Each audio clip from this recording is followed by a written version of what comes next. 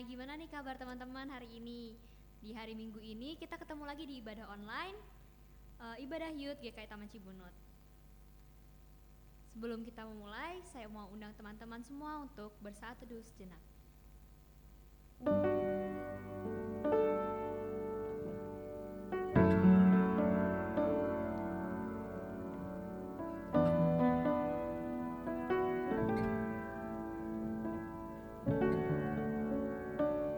Ya teman-teman, kita mau mulai ya ibadah kita. Saya undang teman-teman semua untuk bangkit berdiri. Kita bersama menyanyikan lagu Bertemu Dalam Kasih-Nya.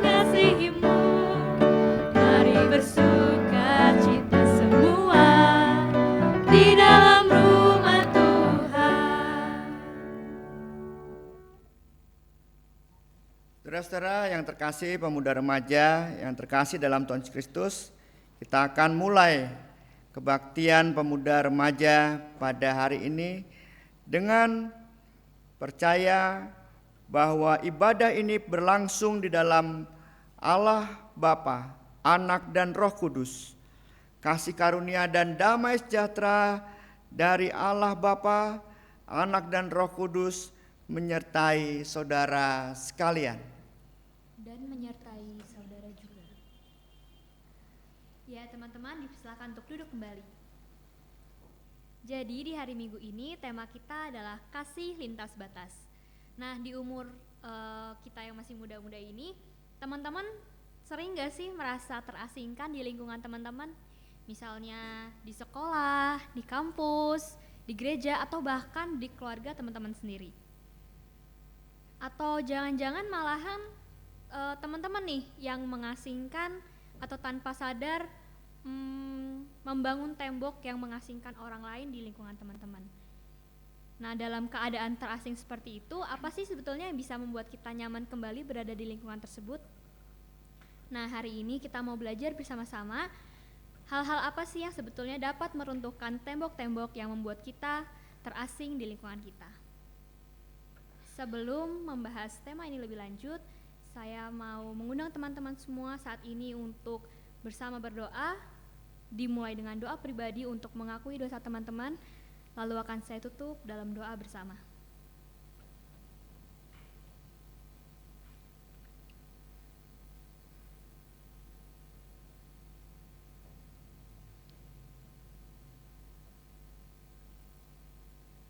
Ya Tuhan, inilah anak-anak-Mu Tuhan. Pada hari Minggu ini kami bersama hadir. Di saat ini memohon ampun Tuhan atas segala kesalahan dan dosa-dosa kami. Terutama Tuhan, ampuni juga kami yang mungkin masih sering kali mengasingkan atau mengucilkan teman-teman kami, sesama kami yang ada di sekitar kami. Kiranya Engkau Tuhan yang Maha Pengasih dan Maha Pengampun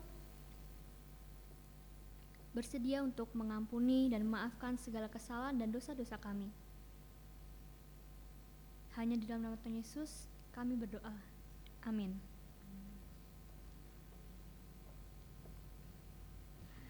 Ya teman-teman, sekarang saya mau mengundang teman-teman untuk kembali bangkit berdiri. Kita mau menerima berita anugerah dari Tuhan.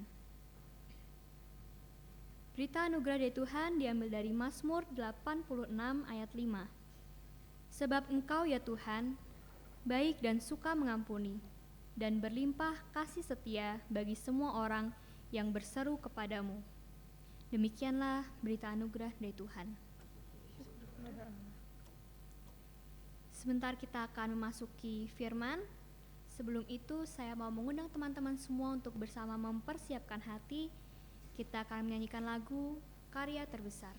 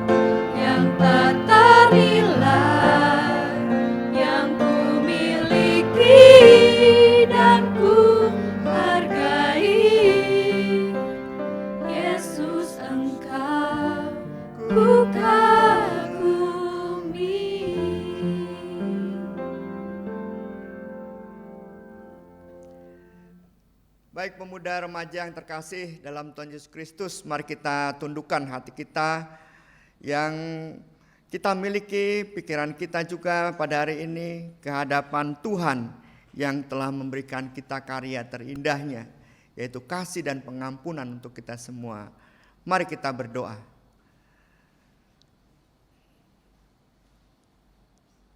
Tuhan yang penuh kasih, kami semua menghadap dan menyerahkan diri kami kepada Tuhan untuk merenungkan firman-Mu bersama-sama.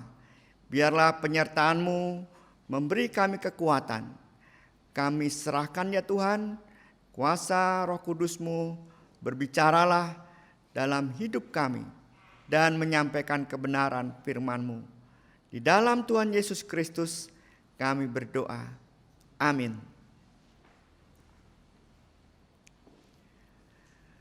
Pemuda remaja yang terkasih dalam Tuhan Yesus Kristus, kita akan membaca firman Tuhan dari Injil Matius. Matius pasal 15 ayat 21 sampai dengan 28.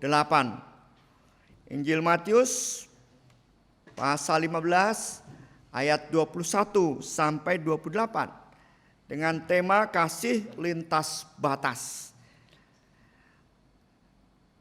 Lalu Yesus pergi dari situ dan menyingkir ke daerah Tirus dan Sidon.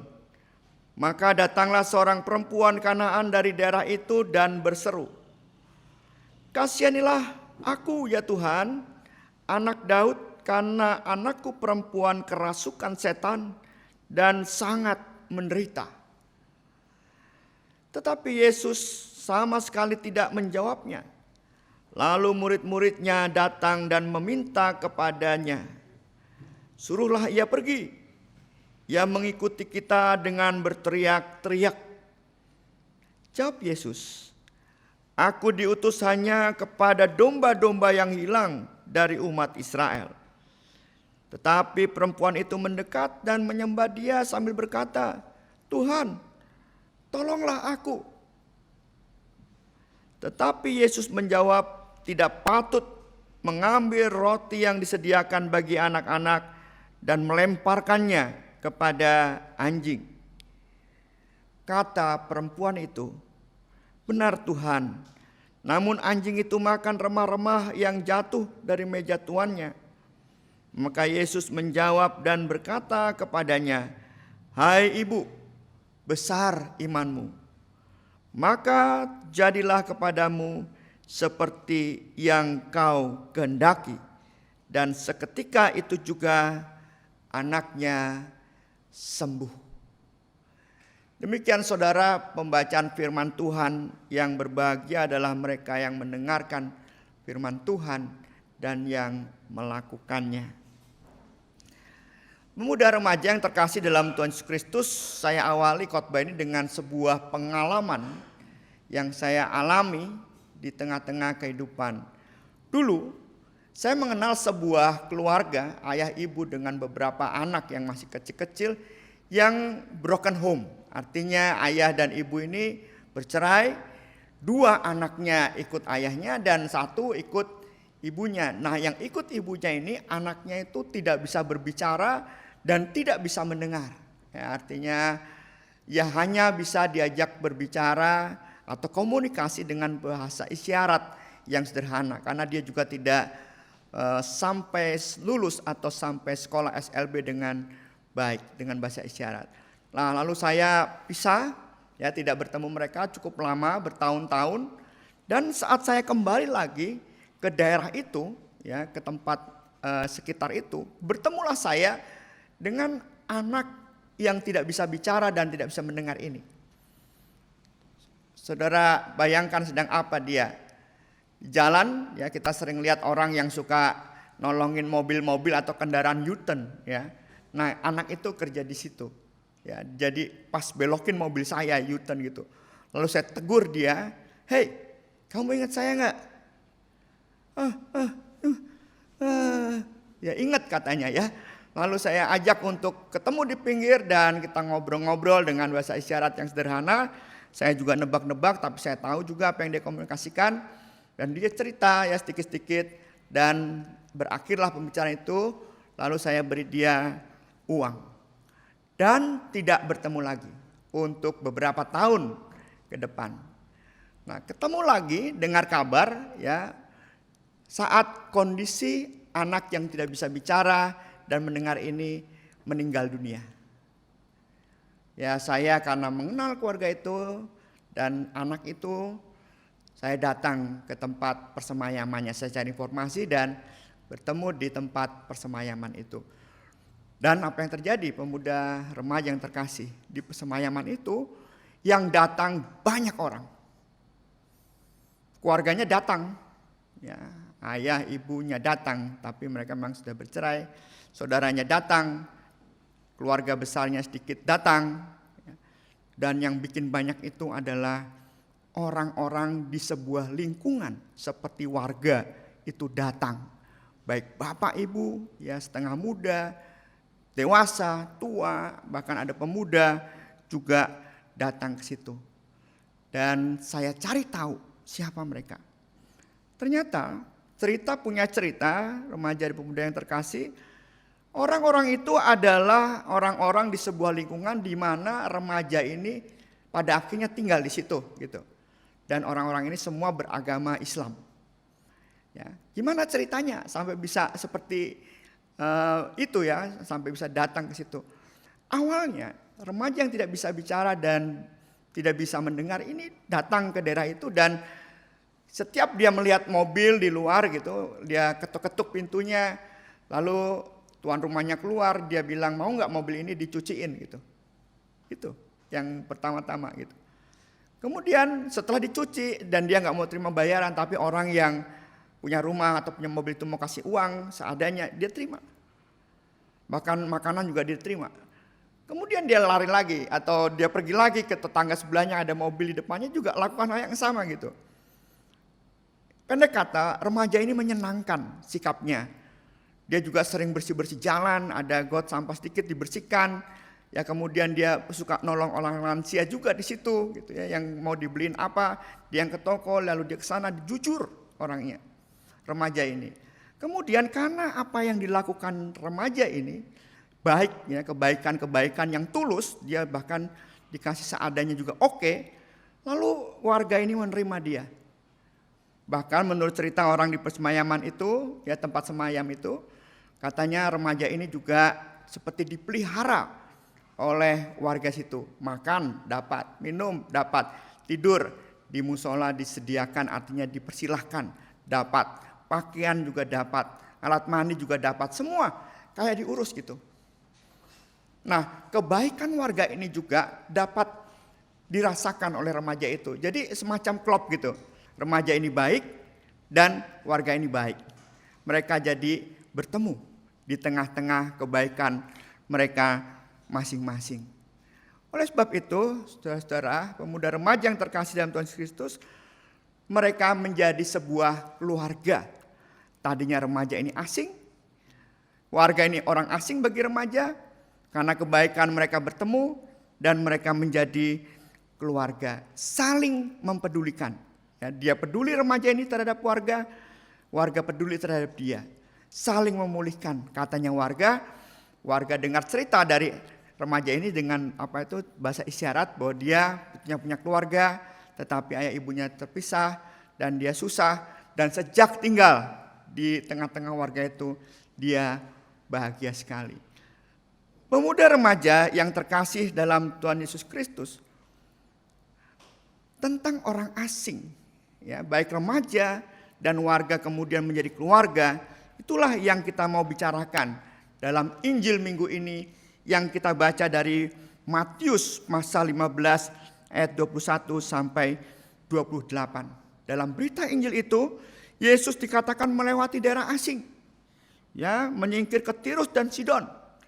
Kemudian Yesus juga dijumpai oleh orang asing, yaitu perempuan Kanaan yang anak perempuannya sakit atau kerasukan setan dan sangat menderita.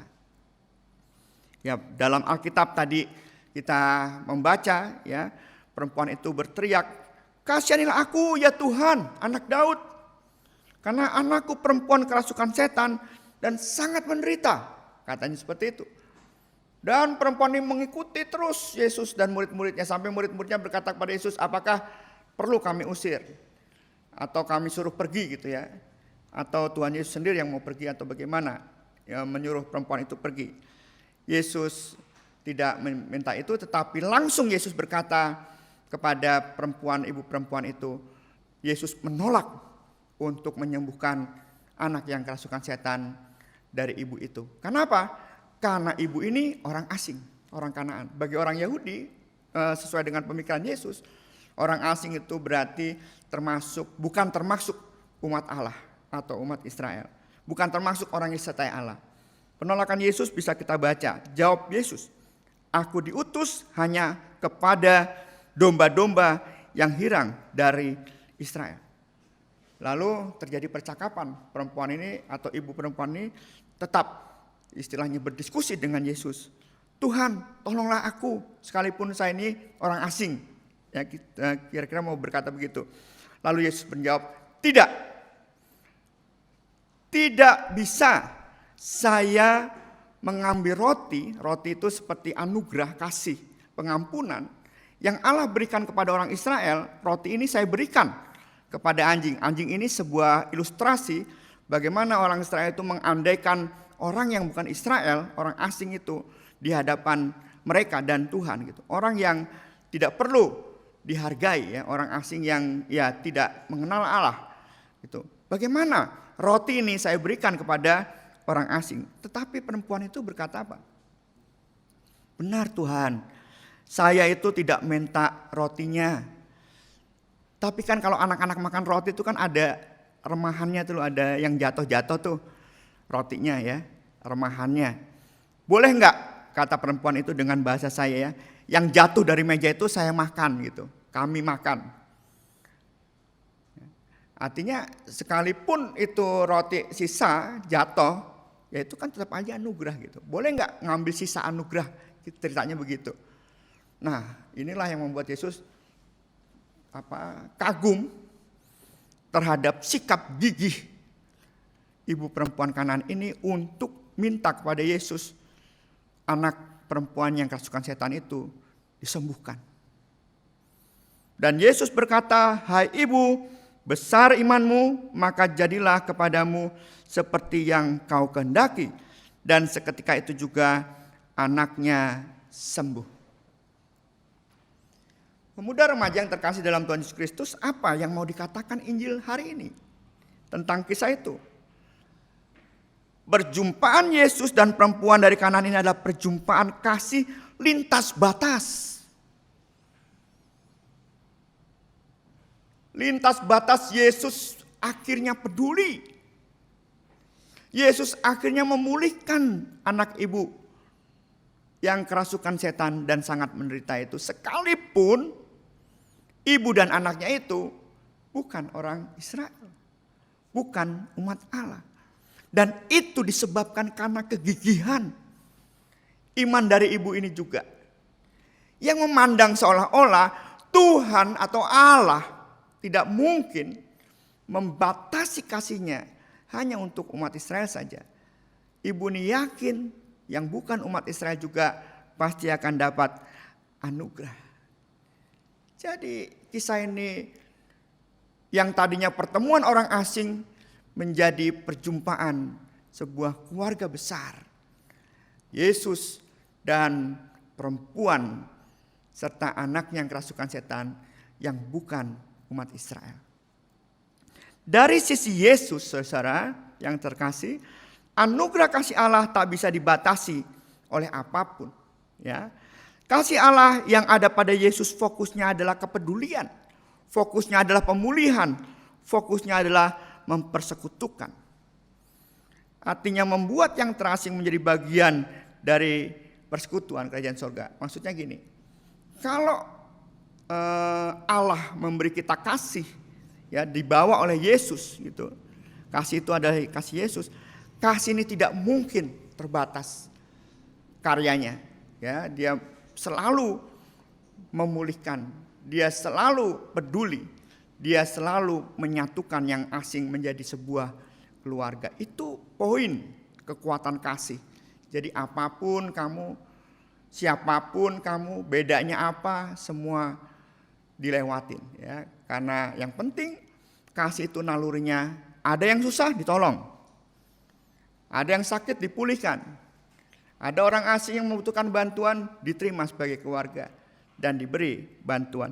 Dari sisi perempuan itu, perempuan Kanaan itu, ia percaya, yakin 100%, 1000% ya, bahwa Bapa yang memberikan kasihnya kepada Yesus bukanlah Bapa hanya bagi umat Israel, tapi Bapa bagi seluruh ciptaannya.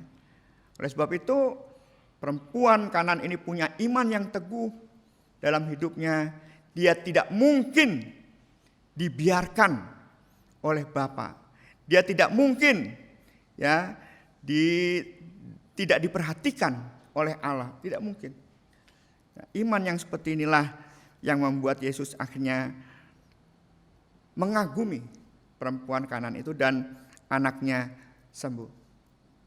Sekarang pertanyaan yang ketiga, pertanyaan yang selanjutnya adalah bagaimana sekarang dari sudut pandang pemuda remaja sendiri?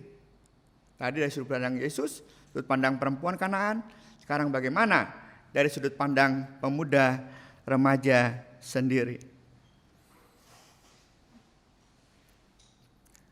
Pemuda remaja, orang-orang yang sudah diberi oleh Allah kasih karunia, pengampunan, itu kenyataannya. Mari kita sama-sama mengatakan, saya orang yang dikasih oleh Allah. Oke? 1, 2, 3. Saya orang yang dikasih Allah. Nah, saat saudara berkata saya orang yang dikasih Allah, dikasih Allah, maka saudara juga memiliki kasih Allah yang tak terbatas itu juga. Jadi dalam hidup kita, setiap pemuda remaja, poinnya adalah bagaimana ketika saudara bertemu dengan siapapun juga orangnya, kalau dia butuh dipulihkan, butuh ditolong, butuh diperhatikan, saudara nggak usah pikir panjang. Tolong, perhatikan. Tapi dia bukan dari gereja kita, Pak. Tolong. Karena kasih tidak mengenal dari mana. Kasih hanya melihat ada orang susah, ditolong. Prinsip kasih itu. Jadi kalau pemuda remaja melihat ada dari gereja lain, mungkin teman, kalau misalnya ada kesusahan, misalnya juga dalam masa pandemi ini, nggak ada pulsa gitu, lalu saudara bilang pada teman-teman, yuk kita bantu. Jangan sampai kita berpikir itu bukan anggota gereja kita gitu, jangan. Itu tuh bukan persoalan, karena kasih yang kita miliki adalah kasih tanpa batas dan itu besar sekali kekuatannya, dahsyat. Artinya apa? Artinya ia tidak terbendung oleh perbedaan, bahkan masalah sekalipun tidak terbendung. Ada pandemi, jebol pandemi, dirusak sama kasih kita. Jangan sampai kita istilahnya mati gaya gitu untuk menunjukkan cinta kasih ini kepada orang-orang di sekitar kita. Baru saja tim tanggap cepat pemuda remaja yang terkasih dalam Tuhan Yesus Kristus memberi uang kuota, kuota untuk beli pulsa atau uang untuk beli kuota kepada siswa-siswi sekolah hidup baru. Hidup baru betul sekolah hidup baru dari TK sampai SMA. Kepikir juga gitu loh bahwa mereka juga nggak semua orang yang punya kuota gitu. Nah mungkin pemuda remaja bisa memikirkan itu, bagaimana menggalang teman-teman untuk bisa berbagi rezeki untuk pada waktu kemudian berikutnya bisa melalui tim tanggap cepat atau sendiri ke sana untuk memberikan bantuan juga. Sekitar berapa kemarin? 4 juta. Nggak terlalu banyak, tapi kalau dilakukan sendiri jadi banyak gitu. Nah, saya juga terpikir pemuda itu kan punya sebuah karya, yaitu pensil untuk melayani anak-anak di sekitar lingkungan gereja ini yang tidak mampu untuk menerima tambahan pelajaran, betul ya. Nah sekarang kan off nggak kesana dulu, nggak tatap muka gitu, karena memang sulit situasinya. Tetapi saya ada pemikiran ini dari penatua Pak Tanto, penatua kita, di rumahnya itu dia pasang semacam kayak internet. Jadi anak-anak di sekitar situ sekian berapa meter tuh bisa mengakses internetnya itu gitu. Untuk apa? Untuk membantu anak-anak yang itu tadi nggak punya pulsa atau kuota untuk belajar online. Sekarang banyak belajar online. Nah, bisa juga pemuda memikirkan, jangan main stop aja gitu karena pandemi. Coba dipikir, karena kasih ini kuat gitu. Kuat, tidak bisa dibatasin gitu. Apa kepikirannya? Siapa tahu di tempat biasa kita ketemu pensil belajar itu, kita pasang internet juga yang bisa sampai beberapa meter gitu. Sehingga anak-anak bisa akses internet itu dari rumah masing-masing atau dari tempat di situ, ya mereka bisa saling berjauhan, dan saat mereka sekolah online mereka terbantu atas sarana internet yang kita pasang. Bisa loh. Saya buktinya pernah sama istri saya itu udah kehabisan pulsa, ya kemudian mau masuk lagi ada aturannya di Telkomsel, tidak bisa langsung nunggu sampai tanggal 10. Terus dia tiba-tiba, oh bisa lagi gitu. Ternyata apa? Pas dilihat itu dari hotspot mobile saya. Dan jarak itu, ya jarak hotspot mobile saya dari istri saya itu sekitar ada 10 meteran. Bisa ternyata. Kita bisa melakukan layanan itu. Jadi jangan mati gitu. Karena kasih ini besar dan harus lintas batas. Kepedulian ini tidak bisa dihalangi oleh pandemi. Ya, apapun bisa kita lakukan dan banyak hal bisa kita lakukan. Dan otomatis kalau kita membawa kasih Allah itu, batas-batas yang membatasi selama ini akan jebol dengan sendirinya. Dan bahkan saudara, kita bisa melakukan hal yang kecil kok. Kemarin di Jepara, saya melihat dari kejauhan anak-anak main sepeda. Di mana-mana naik sepeda orang-orang, pemuda remaja begitu ya. Kamu semua naik sepeda, saya rasa juga. Yang tadinya jarang ya naik sepeda. Ada satu anak nggak naik sepeda, nuntun sepedanya, anak kecil ya sekitar umur 5 tahun, nuntun sepedanya gitu. Nuntun sepeda. Terus nanti anak yang lain balik, dia nuntun balik juga gitu. Nah, di sebelah saya ada orang situ, orang kampung situ di Jepara itu. Itu anak kok bolak-balik nyetir sepeda, dorong-dorong sepeda, anak perempuan. Terus jatuh lagi gitu ya, terus dia bangun lagi, dorong lagi. Ya, si bapak ini cerita, iya itu anak itu belum bisa naik sepeda. Oh, belum bisa naik sepeda, pantesan dituntun-tuntun. Iya, itu tuh sepeda temannya. Nah, dia tuh suatu kali orang-orang naik sepeda, dia cuma duduk doang. Ngeliatin orang naik sepeda. Aku pinjam, temannya bilang, wah nggak boleh, nggak bisa naik sepeda. Dia cuma duduk gitu. Sekali-sekali dia nangis, bilang sama bapak ibunya, dia nggak dibeliin sepeda, kenapa? Belum bisa naik sepeda. Dan, tapi ada temannya yang bilang, ya udah, ini sepedanya kamu mainin, dan tidak bisa naik sepeda. Ya bisanya cuma nuntun sepeda gitu aja gitu loh, nuntun. Tapi anak perempuan ini puas. Nah, ini juga sesuatu kejadian yang kecil menurut saya. Ketika anak-anak lain melihat ada anak lain terasing karena dia itu tidak punya kemampuan naik sepeda gitu dan tidak punya sepeda, ya udah dikasih aja sepedanya. Walaupun juga pas dikasih dituntun doang gitu. Tetapi anak kecil perempuan ini menjadi puas. Yang tadinya sedih, yang tadinya cuma lihat-lihat, sekarang diberi kesempatan untuk mengendarai dalam tanda petik sepeda, yaitu dituntun sana sini gitu. Nah, banyak hal saudara-saudara, dari hal yang besar, yang kecil bisa kita pikirkan. Bagaimana saat ada orang di sekeliling kita, kalau kita memiliki kasih yang besar, jangan sampai orang di sekeliling kita itu menjadi asing bagi kita. Mungkin butuh hanya teman berbicara, mungkin butuh sesuatu dari kita, begitu juga sebaliknya. Dan saat kita merasa didiamkan oleh orang lain jadi orang asing, percayalah ya, pasti Tuhan akan menunjukkan cinta kasih-Nya itu kepada kita semua dan peduli dan memulihkan dan mempersatukan kita dengan dirinya dan kebahagiaan dimanapun kita berada. Sebab kasih-Nya itu lintas batas. Tuhan memberkati kita semua. Amin.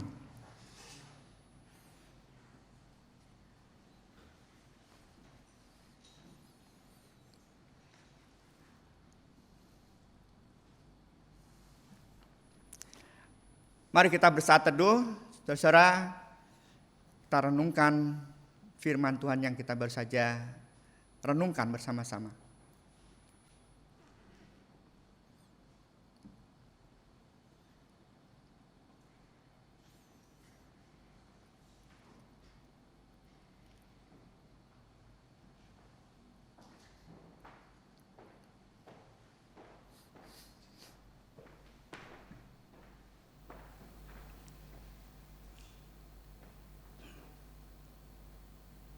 Mari kita bangkit berdiri untuk mengucapkan pengakuan iman.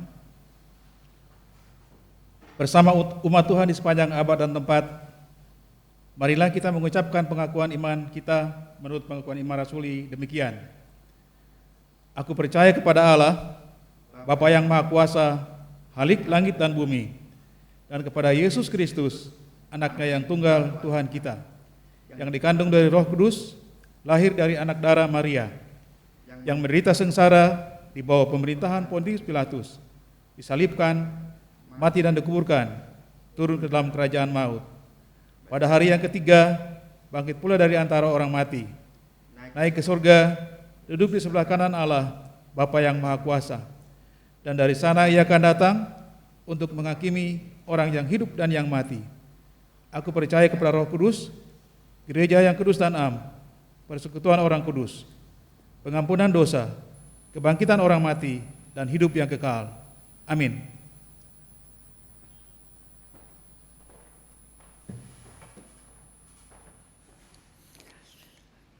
Pemuda remaja yang terkasih dalam Tuhan Yesus Kristus, mari kita tundukkan kepala kita. Kita akan berdoa, menaikkan doa syafaat kita. Mari kita berdoa.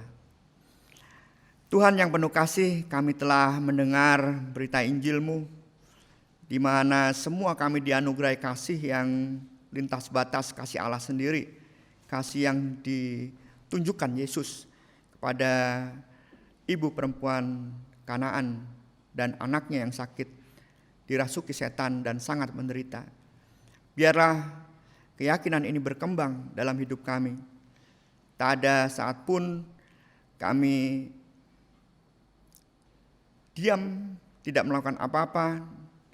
Kalau kami melihat sesuatu di tengah-tengah kehidupan kami, atau saudara-saudara kami siapapun juga dalam keadaan sulit, kesusahan, bahkan sangat tidak berdaya, kiranya kasih yang Kau berikan ini menjadi jalan untuk memulihkan, untuk mempedulikan, dan untuk mempersekutukan kami sebagai keluarga.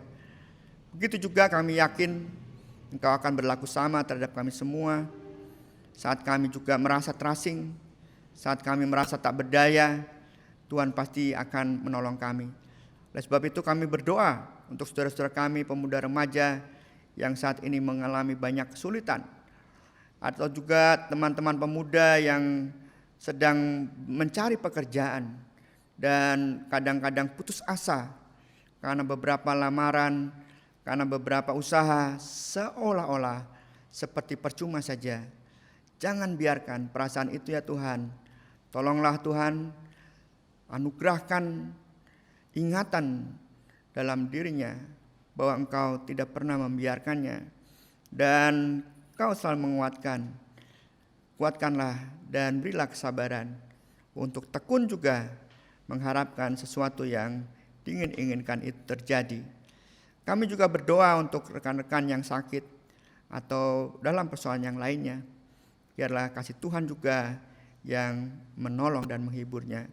Kami berdoa untuk orang-orang sekitar kami Tuhan.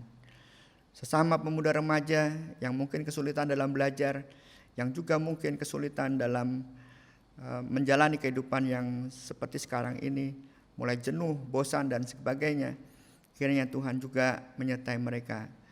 Kami juga berharap supaya karya-karya kepedulian kami di luar gereja ini juga dalam gerakan pemuda remaja juga bisa kami tetap lakukan.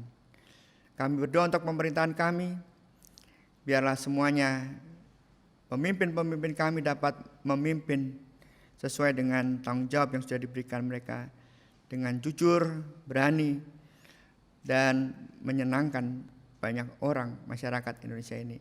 Lindungilah kami semua ya Tuhan dari pandemi yang belum berakhir ini, dan pimpinlah para peneliti, dokter, tenaga kesehatan supaya bisa menjadi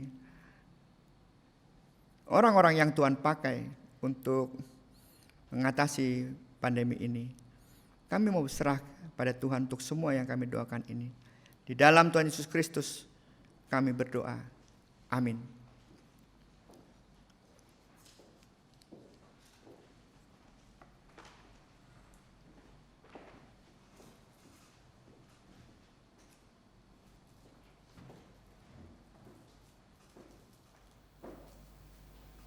Ya teman-teman, sekarang kita mau bersama mengumpulkan persembahan kita.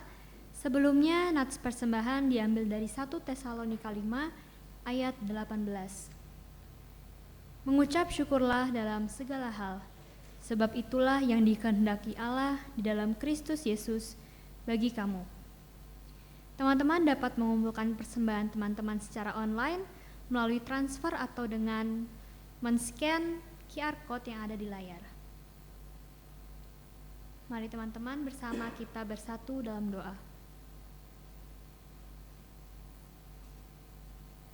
Ya Tuhan, terima kasih Tuhan atas segala berkat-Mu yang tidak pernah berhenti tercurah atas kami. Saat ini Tuhan, kami memberikan sedikit dari apa yang telah kami terima. Mungkin tidak banyak, tetapi kiranya persembahan ini dapat berkenan dan persembahan ini dapat berguna bagi sesama kami, bagi orang-orang yang membutuhkan, bagi kemuliaan nama-Mu. Berkati juga Tuhan orang-orang yang mengelola persembahan ini, kiranya mereka dapat mengelolanya dengan baik dan semuanya berjalan sesuai dengan kehendak-Mu saja. Terima kasih Tuhan, hanya di dalam nama Tuhan Yesus kami berdoa. Amin. Ya teman-teman, kita sudah di penghujung kebaktian. Dalam khotbah tadi kita belajar bahwa kita sebagai remaja, sebagai pemuda atau orang-orang yang telah dikasihi Allah, kita memiliki kasih Allah yang tidak terbatas seperti kasih Yesus juga dalam diri kita. Dengan iman tersebut, naluri kasih kita itu seharusnya peka terhadap keadaan di sekitar kita, terhadap orang-orang yang bersusah hati walaupun orang-orang itu mungkin berbeda dengan kita.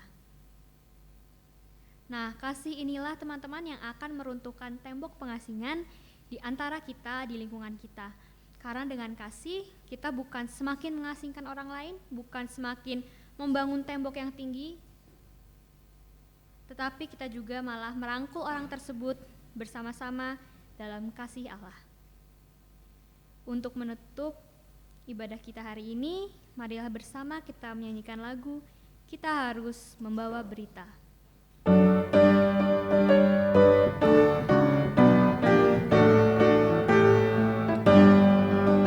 Kita harus membawa berita pada dunia dalam gelap tentang kebenaran dan kasih dan damai yang menetap, karena gelap jadi remang pagi dan remang jadi siang terang. Kuasa Kristus kan nyatalah, ramani dan cemerlang.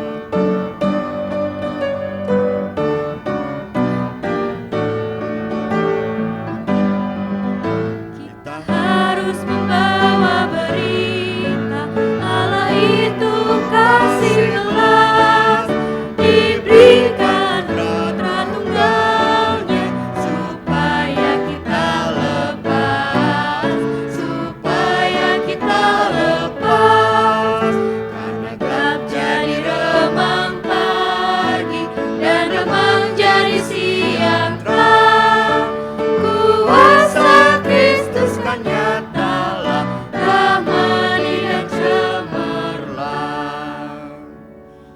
Pemuda remaja yang terkasih dalam Tuhan Yesus Kristus, arahkanlah hatimu kepada Tuhan dan terimalah berkat-Nya. Tuhan menyinari engkau dengan wajah-Nya dan memberi engkau kasih karunia. Tuhan menghadapkan wajah-Nya kepadamu dan memberi engkau damai sejahtera. Haleluya. Amin.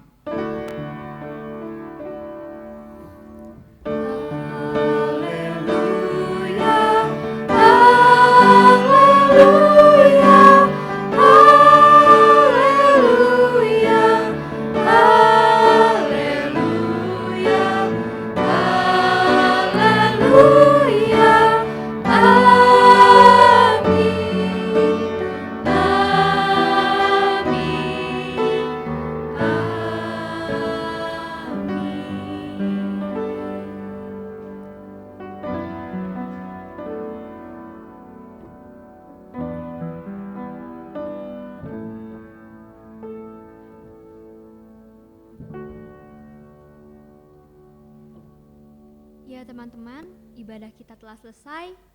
Kiranya ibadah hari Minggu ini dapat menjadi berkat bagi teman-teman semua. Selamat hari Minggu, Tuhan Yesus memberkati.